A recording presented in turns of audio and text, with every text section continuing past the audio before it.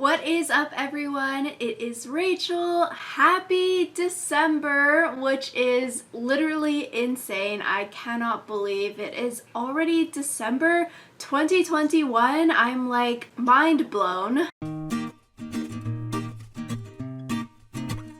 But in today's video, we are going to be doing a what I read in November, talking about all of the books that I read throughout the month of November, and then giving you my recommendations. So in my previous book videos, I split the books up into recommend and do not recommend. I think for this video, I'm going to stick some stars on the screen that will let you know my recommendation. I would say anything above a 3 would be a recommend to read. Anything below 3 stars would be more like a do not recommend to read. So I am so excited. Without further ado, let's get into what I read in November. So the first book I read is The Defining Decade by Meg J. This book, like the cover states, talks about why your 20s matter and how to make the most of them now. So for me, as a 23-year-old, I thought, okay, perfect time to read this book. This book is split into 3 main areas with work,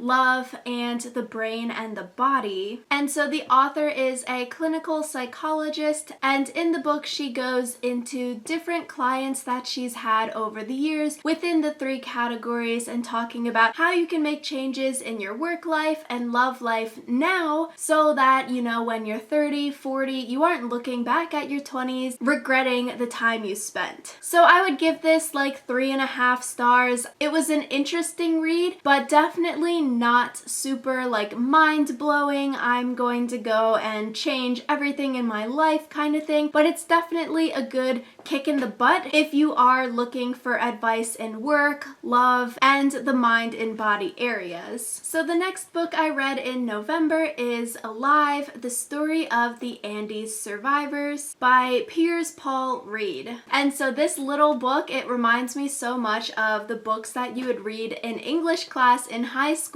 because of like the shape of it, you know, I don't know. So this novel is based on a true story, a survival story. I'll read like the little inside excerpt because I think that can do a better job explaining than I can. And so it says, on October 12th, 1972, a plane carrying a team of young rugby players crashed into the remote snow-peaked Andes. Out of the 45 original passengers and crew, only 16 made it off the mountain alive. For 10 excruciating weeks, they suffered deprivations beyond imagining, confronting nature head-on at its most furious and inhospitable. And to survive, they were forced to do what would have once been unthinkable. This is their story, one of the most astonishing true adventures of the 20th century. And I would give this 5 out of 5 stars. I thought it was so interesting and just plain out inspiring how this group of people, most of which were super young, like 18 to early 20s, so they're like teenagers and young adults, how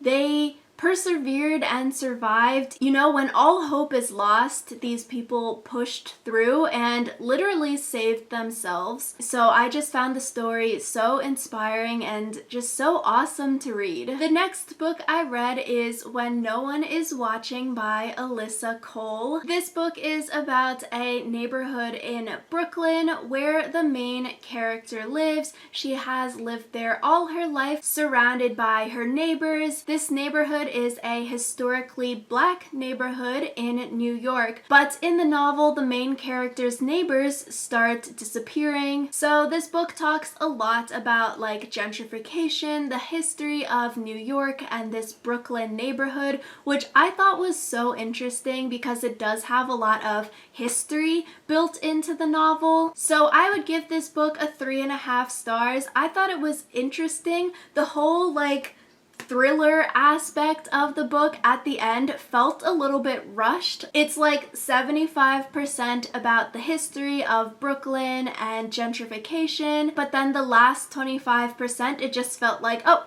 it just wrapped up super quickly. The next book I read in November is The Girl from Widow Hills by Megan Miranda. So in this novel, at 6 years old, the main character was missing, swept away in a flood, and then it became a big media sensation looking for this missing little girl. A few days later, the little girl was found. 20 years later, it's coming up on the 20th anniversary of her disappearance. She has moved towns and changed her name because she didn't really like all of the publicity surrounding the disappearance event from her childhood. But then, coming up on the 20th anniversary, some weird things start to happen. The past is coming up again, coming back to like find her. So I would also give this book 3.5 stars. It was a good, interesting read, trying to discover the mystery, who these like bad people are in her life. But similar to how I talked about in my other book videos,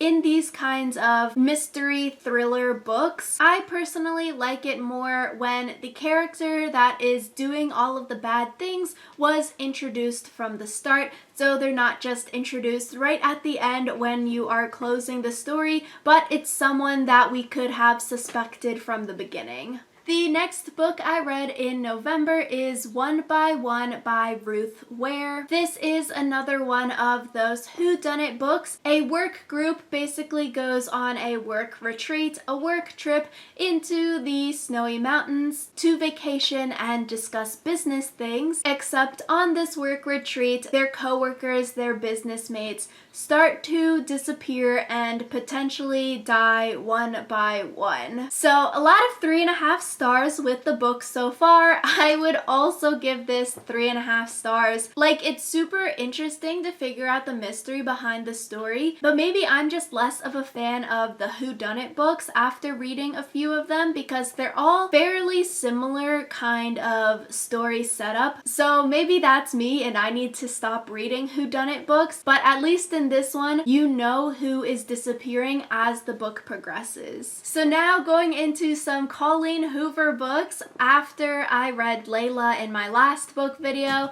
got some more Colleen Hoover books. I'm still on the wait list at the library for her most popular books, but in November I read Without Merit by Colleen Hoover. This book goes into a 17-year-old girl's life, talking about like her family dynamics, relationship dynamics, school dynamics, where Merit, the main character, is having struggles in her personal, family, and school life, not feeling like she belongs in any of those places, not feeling like her family is supportive. So it's really realistic in that sense, where these are things that teenagers, young adults might go through with their family, friends, relationships. I would say like a trigger warning for suicide and self-harm for this book. So I would give this book a 4 out of 5 stars. I really enjoyed reading it. I thought the story was really well developed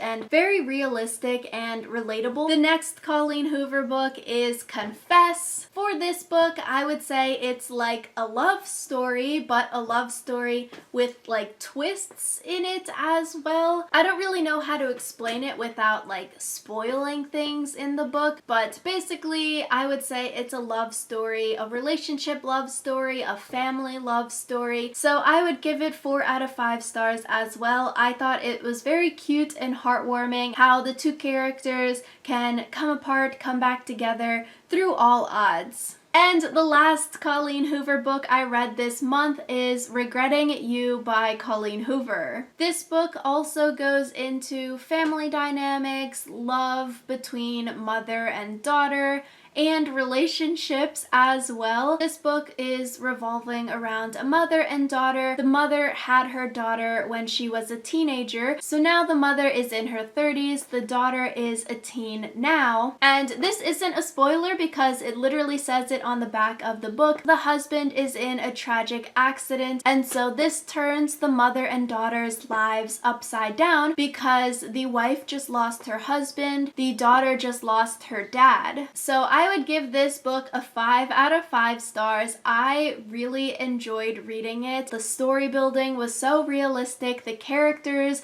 were realistic, although frustrating at times, which maybe that is what makes a good book, when you are so invested that you actually get angry at the people you're reading about. The next book I read in November is Local Woman Missing by Mary Kubica. So this novel follows a mother and daughter who went missing 11 years ago, but now the daughter has just been found again 11 years later. And then the novel, it like changes perspectives between present day and 11 years ago, trying to uncover the mystery of why did the mother and daughter go missing, what happened to the daughter after they went missing, and going into the family dynamics of the father and son after his wife and daughter went missing. Grief and sadness there that has persisted over 11 years because they didn't have any answers to where the daughter has gone. So I would give this book a 4 out of 5 stars. It was really interesting to try to uncover the mystery of why did they go missing. So I really liked this novel because it sort of does give a twist on a lot of true crime cases. The next book I read in November is The Last Mrs Parish by Liv Constantine, which the author's name is actually a pen name, and it is written by two sisters, which I thought was interesting. And if you saw my last book video where I read The Wife Between Us, this book is very, very similar to that one. So The Last Mrs Parish, it has some differing storylines, which I feel like would spoil the book if I told you the differing storylines, but without spoilers, basically this book follows a woman who believes she deserves everything in the world. She wants to be rich, so she develops this scheme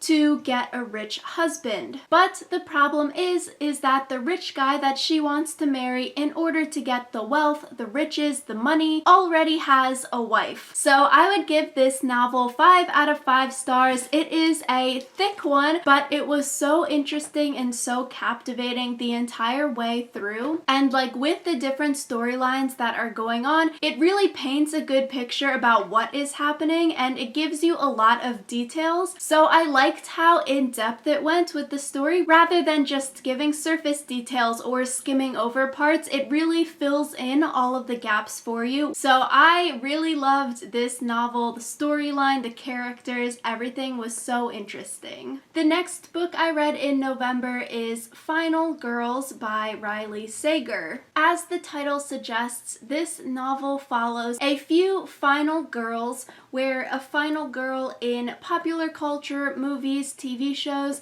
it's the girl that lives at the end of the movie after some kind of massacre, big event. So there are 3 final girls in this novel, but one of the final girls mysteriously has died, and so the 2 other final girls come together and are sort of solving that mystery while also trying to piece the puzzle pieces together for their own traumatic events that they went through, which made them final girls. I would give this book a 4 out of 5 stars. I really like the story. It definitely has some interesting twists throughout, especially at the end. The twists sort of come out of left field. I was like, oh my gosh, I was not really expecting that, but I can definitely see how that is plausible. So I would definitely recommend Final Girls.